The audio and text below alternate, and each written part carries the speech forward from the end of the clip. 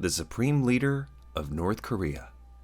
A dictator with near absolute authority and apparent unwavering reverence by his people.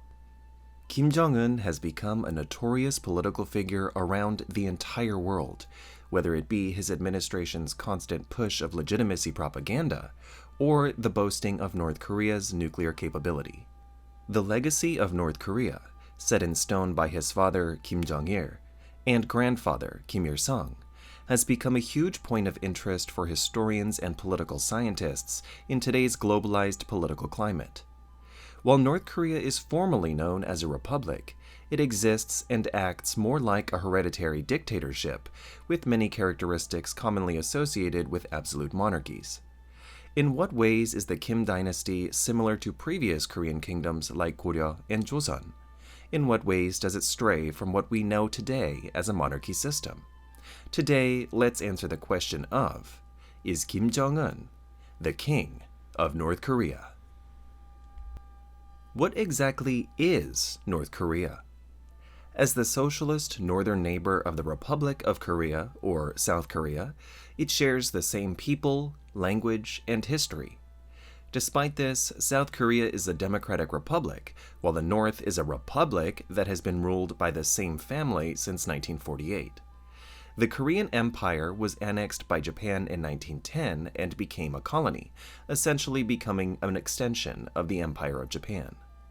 Following Japan's surrender in 1945, Korea was liberated from colonial rule but was divided into Soviet and American occupation zones along the 38th parallel, with the North occupied by the Soviet Union and the South occupied by the United States. Unification efforts were pursued by all parties involved, but ultimately failed, as competing visions for Korea's future proved impossible to reconcile. The Soviet Union promoted World War II anti-occupation guerrilla fighter Kim Il-sung as the chairman of the Provincial People's Government of North Korea, while the United States backed Syngman Rhee as the leader of South Korea. Both Koreas declared statehood in 1948, and over the following decades, their political systems developed in dramatically different directions. So how exactly does the Democratic People's Republic of Korea, known as North Korea, which touts itself as a democratic republic, have a dynastic system of rulers with no term limits and near absolute authority? North Korea does hold voting for its Supreme People's Assembly, which passes budgets, laws, and appoints government officials. However, these officials are decided long before that vote happens, and with only one person per position on the ballot. The citizens' vote is essentially a rubber stamp of approval for the government's decision. Despite official reports of over 99% voter turnout and candidate support, there is no effective way for the supreme leader to be removed from power. Open political opposition can lead to severe punishment, including imprisonment in political prison camps and, in some cases, execution. To put it simply, North Korea functions far less like a democratic republic and far more like a hereditary dictatorship. So does that make Kim Jong Un the king of North Korea? Well, to make a solid decision, we have to look back at the founders of previous dynasties in Korean history. In the year 918, the Goryeo dynasty was founded by King Taejo of Goryeo. Through a combination of military campaigns, strategic diplomacy, and negotiated surrenders, over the course of 18 years, he unified the later three kingdoms and established the Goryeo dynasty. He was born into a wealthy maritime trading family whose growing military and political influence provided him with the opportunity to rise to power. His strategic use of noble marriages, alliance building, and opportunistic maneuvering granted him the opportunity to unify much of the Korean peninsula. Many later Korean rulers viewed his unification as one of the greatest achievements in Korean history. While Goryeo lasted for centuries, in 1392 it was replaced by a Goryeo general who believed the mandate of heaven had shifted, and that change was essential to the survival of the Korean people. King Taejo of Joseon overthrew the Goryeo government and established the Kingdom of Joseon in an effort to establish Neo-Confucianism as the state's guiding ideology and create a new dynasty that would stand against the corruption and shortcomings of the Goryeo government. While similar issues would plague and contribute to the later decline of the Joseon dynasty, many aspects of Korean culture and governance that developed during Joseon would continue to influence both North and South Korea. North Korea has a very critical view of Joseon Korea today. Corruption and exploitation of the working class are often cited as reasons why a socialist government was necessary. A society where everyone was claimed to be equal and where everyone contributed to a utopian state was the main selling point behind the creation of what would become North Korea. It fell in line with the growing Soviet and Chinese communist ideals, which argued that previous systems had failed due to inequality, corruption, and social unrest.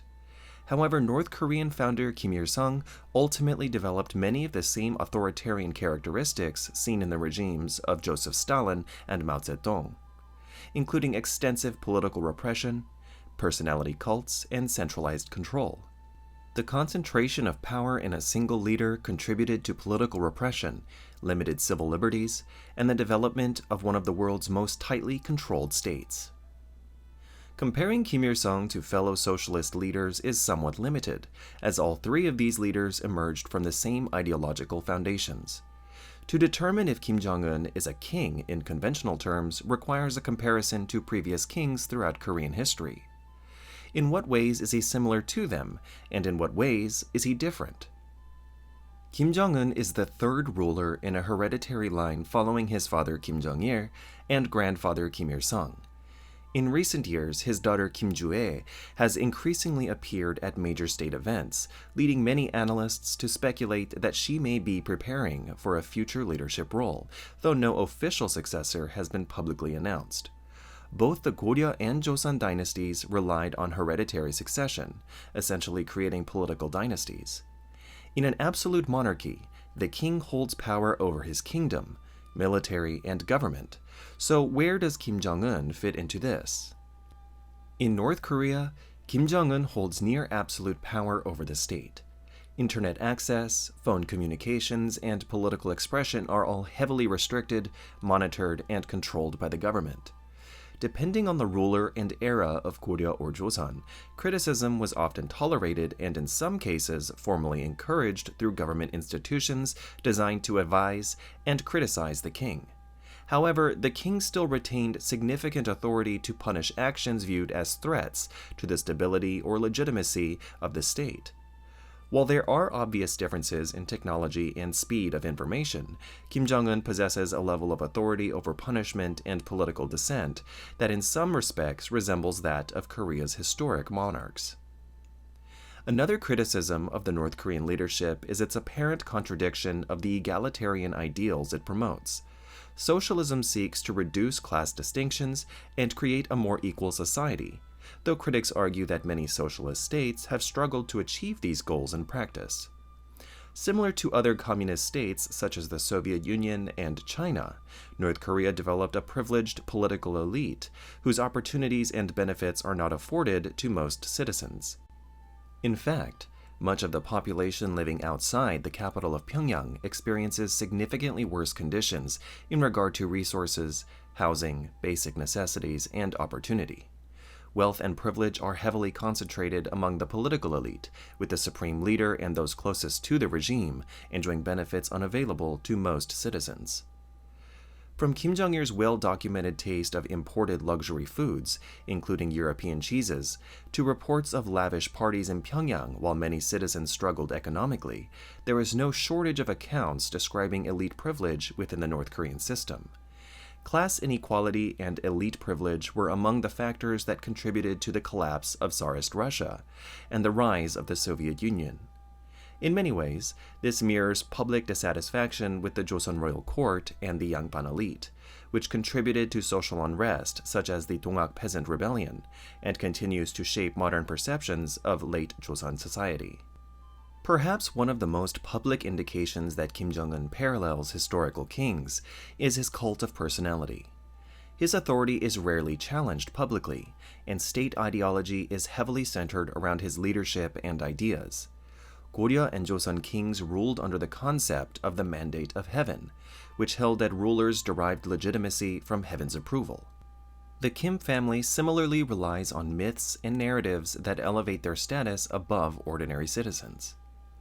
North Korean propaganda has portrayed Kim Il-sung as the central figure in Korea's liberation from Japanese rule and has associated the Kim family with supernatural events connected to Mount Baekdu.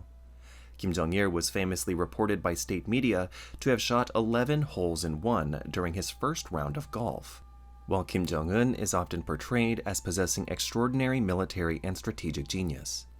These claims may seem outlandish to many outside observers, but they serve an important political purpose, legitimizing the ruler as uniquely destined to lead the nation. In this way, they parallel the role that the Mandate of Heaven played in legitimizing the authority of Korea's historical monarchs. So, is Kim Jong-un the king of North Korea? To put it simply, while North Korea is not legally a monarchy, Kim Jong-un arguably rules in a manner that closely resembles Korea's historical kings. The parallels between previous Korean dynastic rulers and the Kim family are difficult to ignore. Between hereditary succession, immense political authority, and a carefully cultivated cult of personality, Kim Jong-un shares many characteristics with monarchs of Korea's past. With some of the same challenges that plagued previous Korean dynasties, elite privilege, political centralization, and questions of long-term legitimacy, it remains to be seen what the future holds. However, history shows that even the most powerful dynasties eventually face challenges to their survival. With the rest of the world continuing to evolve separately from North Korea, the future of the Korean peninsula remains uncertain, making it one of the most intriguing political questions on the world stage today. If you like this video, please leave a like, comment, and subscribe so you can see more videos just like this.